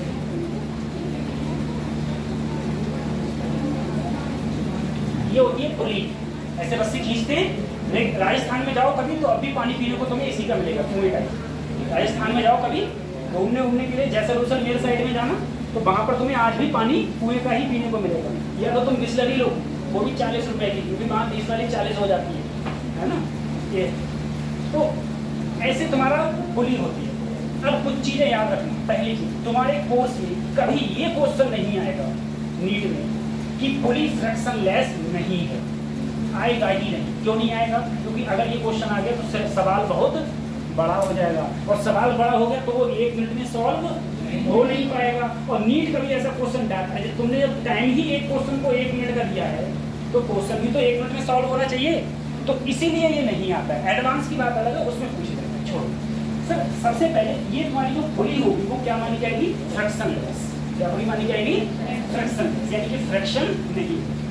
एक तरफ मास माना m1 और एक तरफ मास माना m2। अगर मैं तुमसे कहूँ m1 बड़ा है m2 से, अगर m1 का मास बड़ा होगा m2 से तो m1 कहाँ जाएगा? बोलो। और m2 कहाँ जाएगा? सही है? सही। अब तुम मुझे एक बात बताओ, एक जो बल है हमेशा और हमेशा सदा सत्य रहने वाला, जो हमेशा नीचे लगता है, जिसे कोई रोक ही नहीं सकता। अगर तुम पृथ्वी पर हो तो, अगर पृथ्वी पर हो तो हमेशा और हमेशा क्या लगेगा? m1g। और हमेशा ये पृथ्वी के क्या लगता है? लंबवत, पृथ्वी के परपेंडिकुलर लगता है हमेशा। पृथ्वी के कैसे लगेगा? परपेंडिकुलर, ठीक है। और सेंटर की ओर तो देखो, नीचे की ओर क्या लग रहा है? m1g m2g। अब तुम मुझे एक बार बताओ, जरा सोचना, अभी तुम ही लोग दिमाग से बताना मुझे। मान लो मैं ऐसे अपने हाथ की, एक बंदा मुझे इधर खींच रहा है, एक बंदा मुझे इधर खींच रहा है, मैं इधर खींच गया, इसका मतलब क्या हुआ? इधर फोर्स ज्यादा लगा, इधर फोर्स, तभी तो मैं इधर खींच गया। भाई मैं क्यों खींचा? क्योंकि इधर फोर्स ज्यादा। अब तुम मुझे बताओ, मैंने कहा रस्सी के अंदर टेंशन क्या है? T। रस्सी के अंदर टेंशन क्या है? T, ठीक है। रस्सी के अंदर टेंशन T है। सेम स्ट्रिंग में टेंशन क्या होती है? सेम होती है। बेटा रस्सी में जो टेंशन होती है वो क्या होती है? समान होती है। ऐसा नहीं किसी में अगर सेम रस्सी मतलब देखो ये रस्सी ऐसे यहाँ तक आई है, ये रस्सी क्या है, एक ही रस्सी। अगर एक ही रस्सी होगी तो उसमें टेंशन क्या होगी, सेम होगी। लेकिन कब, जब रस्सी मासलेस हो। रस्सी कैसी हो, लेकिन रस्सी क्या मासलेस होती है, रस्सी मासलेस होती है क्या, रस्सी वजन होता है नहीं होता है, होता है। लेकिन हम मान के चलते हैं कि रस्सी कैसी है, मासलेस है, ठीक है। तब जो होती नहीं है, लेकिन हम करते क्वेश्चन ऐसे ही है। तो अब जरा सोचना, सर ऊपर टेंशन क्या लग रहा है, इसमें जो टेंशन इसमें लगेगा वही टेंशन, क्यों, टेंशन दोनों में समान क्यों, टेंशन दोनों में समान क्यों, क्योंकि एक ही रस्सी है। अगर एक ही रस्सी है तो टेंशन दोनों में क्या रहेगा, समान।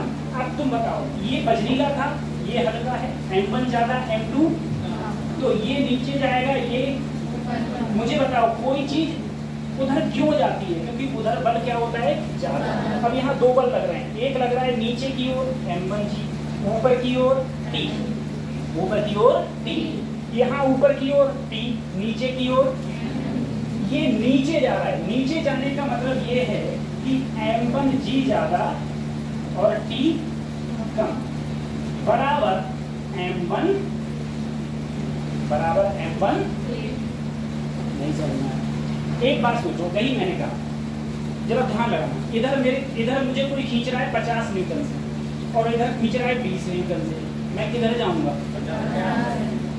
50 न्यूटन से, 50 न्यूटन की तरफ कितने बल से जाऊंगा, तो 50 माइनस 20, DC तो बचा, तो 30 न्यूटन तो मुझ पर बल लग रहा है इधर जाने के लिए, और बल बराबर क्या होता है, Ma। तो इसी प्रकार से समझो, अगर ऊपर नीचे लग रहा है M1G, ऊपर क्या लग रहा है T, दोनों फोर्स को घटा के जो फोर्स बचा उसी से तो ये नीचे जाएगा, तो और फोर्स बराबर क्या होता है, M1 इंटू A, तो इसीलिए यहाँ लिख दिया है M1 इंटू A। सही। अब इसको देखो, इसको, अच्छा अगर T को उधर ले जाओगे, इसको इधर लाओ, तो M1 कॉमन हो जाएगा, बचेगा G माइनस, ठीक है। अब तुम इसमें देखो, इसमें ये ब्लॉक कहाँ जा रहा है, कहाँ जा रहा है, नीचे की ऊपर, ऊपर जा रहा है। इसका मतलब T क्या है, T ज्यादा और M2G कम, तो इसका मतलब हो गया T माइनस M2G बराबर M2। सही, ये तुम जो लिखवा रहे हो क्या ये मुझे याद करनी है, कुछ नहीं याद करना, कुछ भी याद नहीं करना, ठीक है। इसका बस मैं एक सिंपल एक फार्मूला बताऊंगा, नीट हुआ, IIT हुआ, कोई भी क्वेश्चन हुआ, सारे उसी से निकल जाएंगे। अभी तुम बस खाली आके पढ़ के देखते रहो खाली क्या हो रहा है, ठीक है। नहीं समझ में आया तो वो करना। अब देखो, अगर मैं T को उधर ले जाऊंगा, तो M2 कॉमन हो जाएगा, साथ में हो जाएगा G प्लस, ठीक है। अच्छा अब देखो, अगर मैं T की जगह क्या रख दूं, M1G माइनस A, ये वैल्यू पुट कर दूं इस इक्वेशन में, M1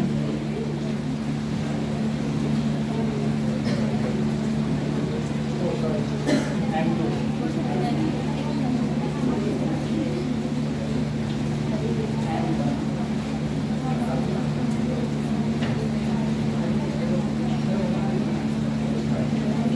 देखो अंदर गुणा कर दिए, M2G प्लस M2A, इसकी भी अंदर गुणा कर दी, M1G प्लस M1A। इसको अगर मैं उधर ले जाऊंगा और इसको लाऊं इधर, तो M2G माइनस M1G, अच्छा यहाँ माइनस है ना, क्या हो क्या है, G माइनस A, तो यहाँ पर हो जाएगा माइनस M1। अच्छा इसको इधर लाऊंगा तो माइनस का हो जाएगा, एक टर्म क्या करूँ, हाँ इसको ऐसे रहने दो। देखो M2A को ऐसे रहने दिया, इसको इधर लाएंगे तो किसका हो जाएगा, इसको ऐसे ही रहने दिया, इसको इधर ले जाएंगे किसका हो जाएगा, इन दोनों में A कॉमन है, अगर A को कॉमन लिया तो यहाँ बचा m2 प्लस m1 और इन दोनों में g कॉमन लिया तो m1 माइनस, तो जो त्वरण एक्सेलरेशन का फार्मूला आया g m1 minus m2 upon m1 plus m2 लिख दो, चाहे m2 प्लस a। तुम्हें ये फार्मूला याद करना है। एक्सेलरेशन का फार्मूला होता है ज्यादा, m1 माइनस m2 नहीं होता है, फार्मूला होता है ज्यादा में से कम घटाओ, ज्यादा में से, जैसे यहाँ पर ज्यादा क्या था m1, तो m1 ज्यादा में से क्या घटाया कम, बटे टोटल जोड़ दो, बटे टोटल जोड़ दो इनटू जी, इनटू जी सबको पता है क्या होता है 9.8 या 10 का बता दो जरा, ठीक है, जी होता है 9.8 पर।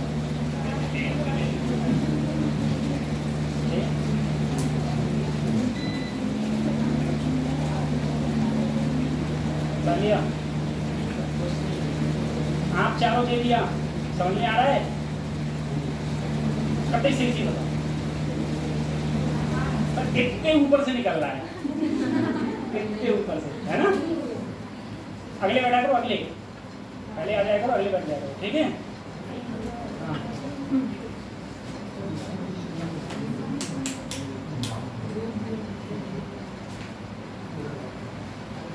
लाइट है,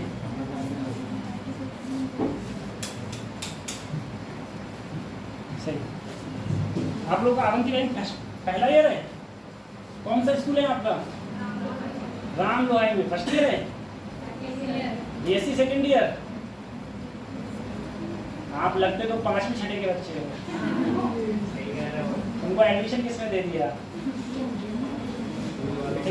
देखो कुछ खाया पिया करो, इधर देखो, ये हो गया सर जी। अब देखो बच्चों, छोड़ो, अगर मैं ये एक्सेलरेशन का फार्मूला, एक्सेलरेशन का फार्मूला अगर मैं इसमें रख दूंगा, इसमें किसी में रख दूं, चाहे इसमें रख दूं चाहे इसमें रख दूं, ठीक है, एक्सेलरेशन, तो मुझे जो टेंशन आएगा, टेंशन का फार्मूला आएगा 2m1 m2 g upon m1 plus, ये तुम याद करो सर। त्वरण का फार्मूला, त्वरण का फार्मूला बताओ क्या था? ज्यादा में से कम घटाओ और नीचे सबको जोड़ दो, नीचे सबको। अब देखो नीट ने कैसा क्वेश्चन पूछा था, नीट क्वेश्चन पूछी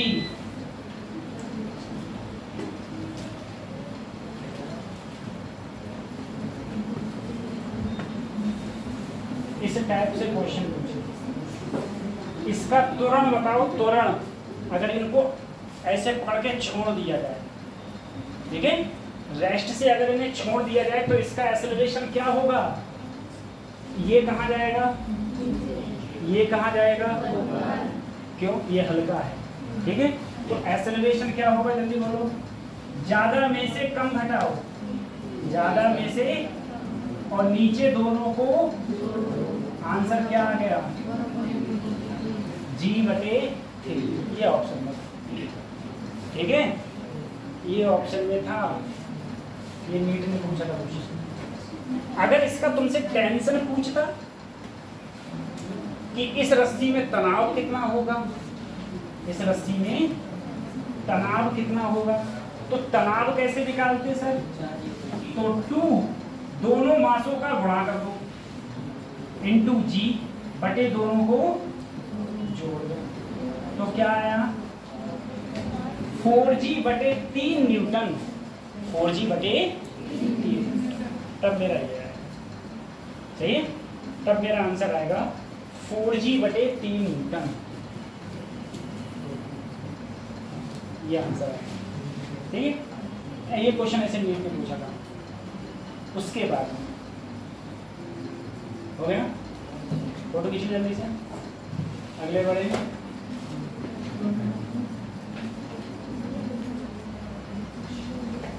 तालिया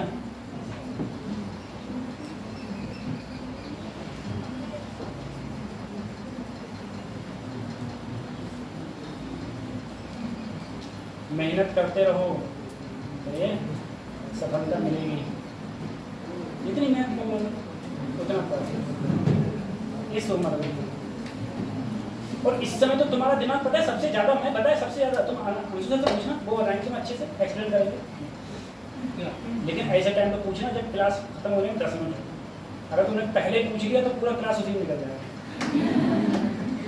ठीक है, तो वही है। तो वो बताएंगे सबसे ज़्यादा जो दिमाग में डेवलपमेंट होता है, लर्निंग पावर होती है, वो आप लोगों की उम्र की होती है। हम लोगों को तो बुढ़ापा आ गया, अब हम याद करते हैं कुछ, होता कुछ है, लिखने बैठते हैं लिखते कुछ है, सब लिख नहीं आता है। ठीक है, ये है बताइए ऐसे। अब देखो सर जी, अब हम लोग जरा सोचो इस क्वेश्चन को, अगर एक क्वेश्चन ऐसे आया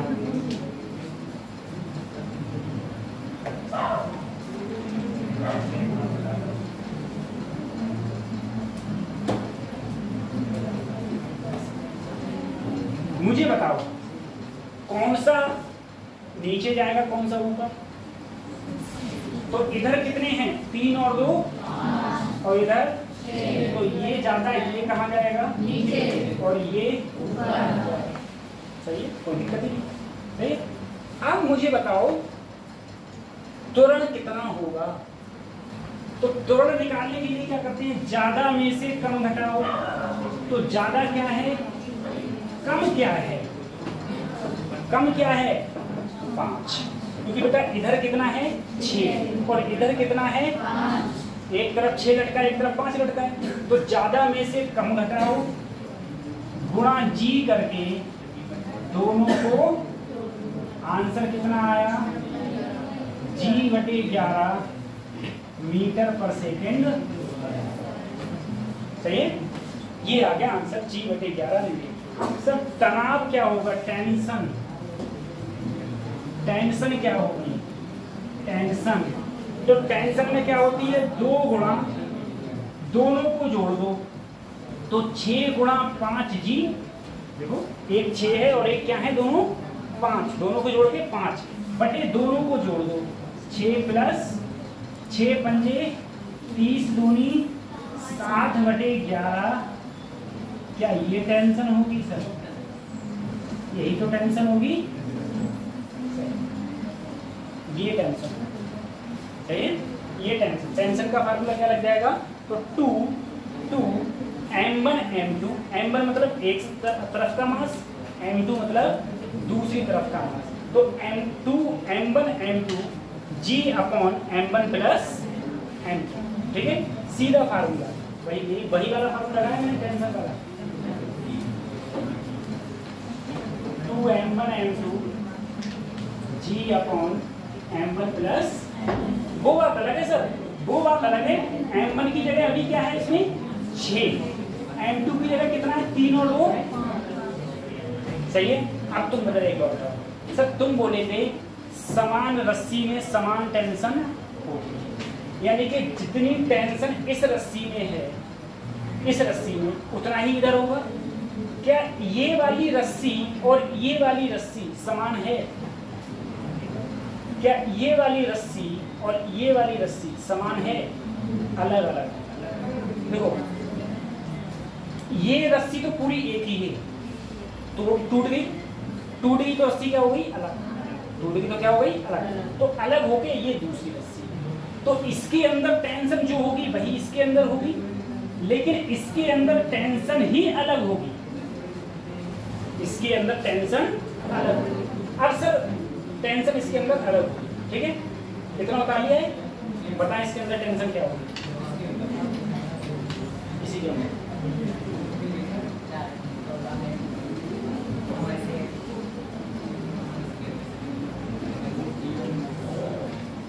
किताब खरीद ली? नहीं खरीदी है? खरीद ले, किताब खरीदो जितना अच्छा है। देखो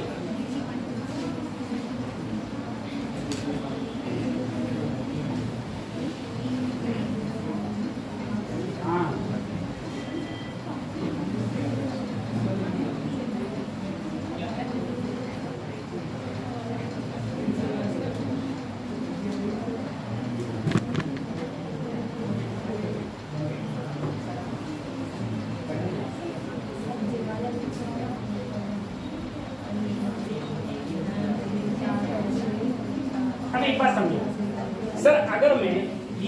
से मान लो कि सर ये चीज नीचे जा रही है और ये चीज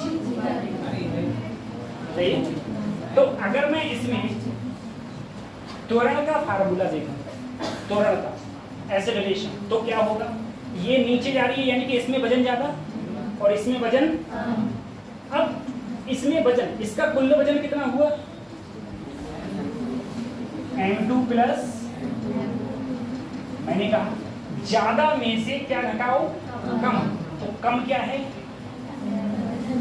m1 प्लस, घटा दिया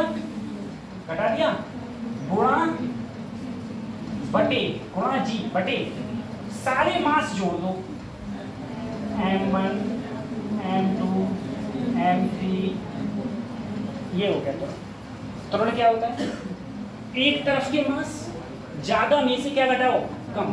तो इधर ज्यादा है क्योंकि तभी तो ये नीचे जा रहा है, इधर कम है तभी कहाँ जा रहा है, ऊपर। तो m2 प्लस, ज्यादा में से, ज्यादा को पहले जोड़ो तभी तो ज्यादा आएगा, तो ज्यादा ये आ गया। इसमें से क्या घटाया, दूसरी साइड वाला, तो दूसरी साइड वाले को जोड़ो, m1 प्लस, तो इसमें से ये घटाया g बटे सारे मासेस को क्या कर दिया, ऐड कर दिया, सारे मासेस को ऐड। अब देखो सर, अगर मैं टेंशन की बात करूं, टेंशन क्या होगी, तो टेंशन में देखो, टेंशन में क्या होता है, दो एक तरफ के मास गुणा दूसरे तरफ के मास। तो एक तरफ के मास क्या है, m2 प्लस m4, दूसरी तरफ के मास क्या है, m1 प्लस m2 बटे सारे मासेस को जोड़ दो,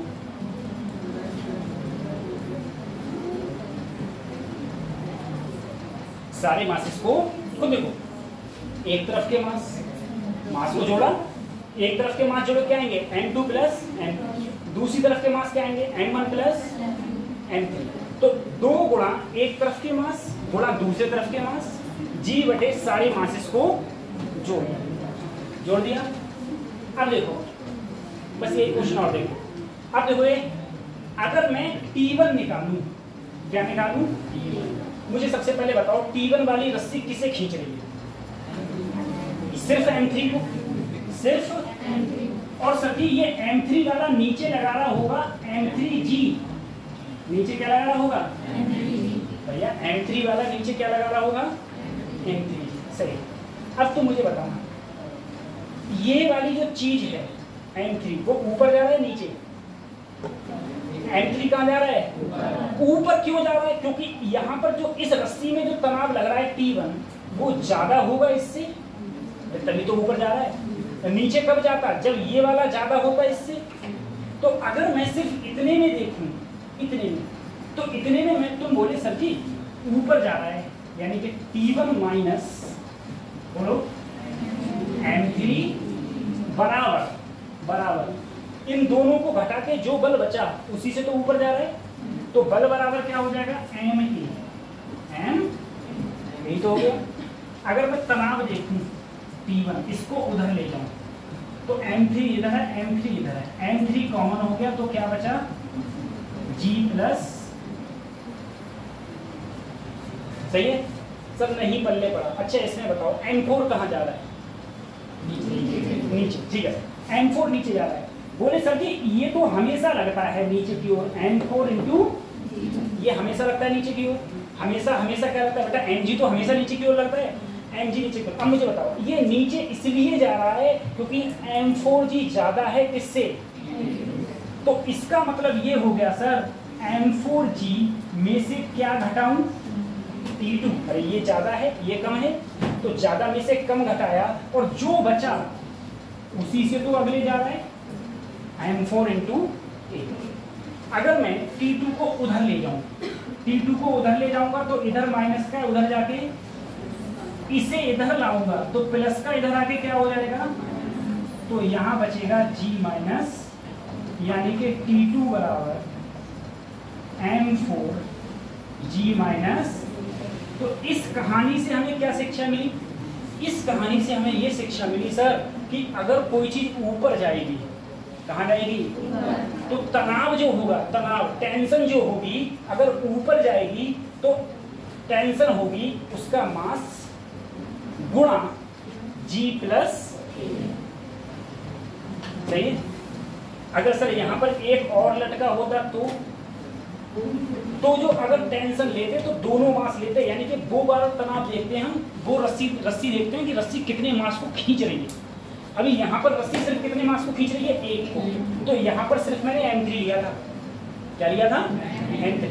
तो अब देखो सर ये अगर कोई चीज ऊपर जाएगी तब तनाव होगा M3G प्लस, अगर कोई रस्सी नीचे आएगी, कहाँ आएगी, नीचे, अगर कोई रस्सी नीचे आएगी तब तनाव होगा G माइनस, सही है। ये रहता है, ठीक है। इसके बिहाफ पे कल क्वेश्चन, बहुत सारे क्वेश्चन ही क्वेश्चन होंगे, ठीक है, उस पर हम लोग बात करेंगे। दूसरा फोटो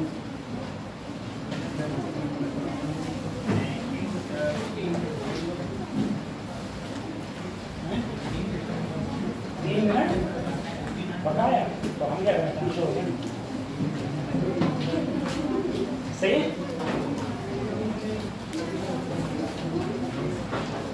कर दूं